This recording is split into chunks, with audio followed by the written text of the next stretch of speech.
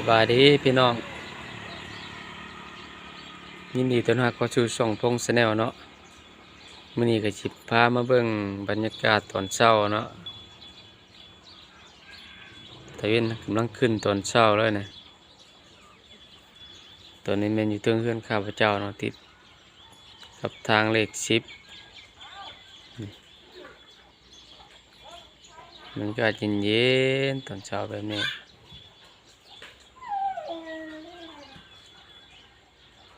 ตะเวนกำลังสิขึ้น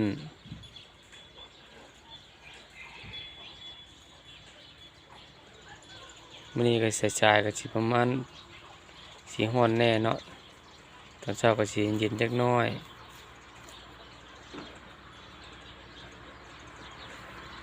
มาเบิ่งรถขายทางนี่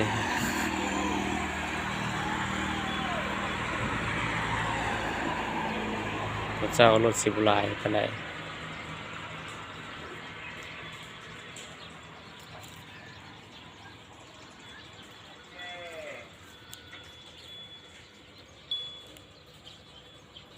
มาหน่อย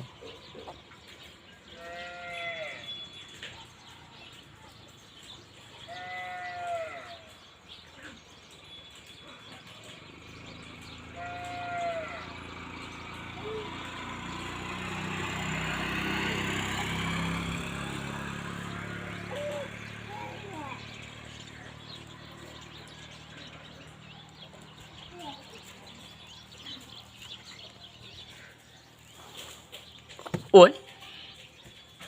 ตื่นแล้วลมดีแต่เช้าวะเนี่ยฮะโหโอ้ยโหหล่นจมกกเนาะตื่นลุกไว้เลยลุกไว้ลุกไป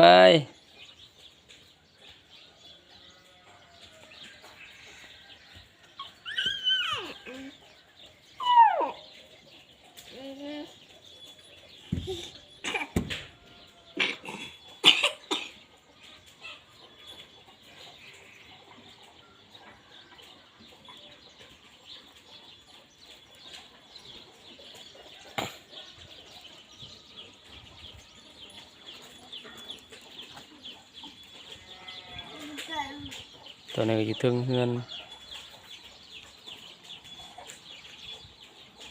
ถ่ายให้เบิ่งบรรยากาศบ้านเฮาเป็นแบบใด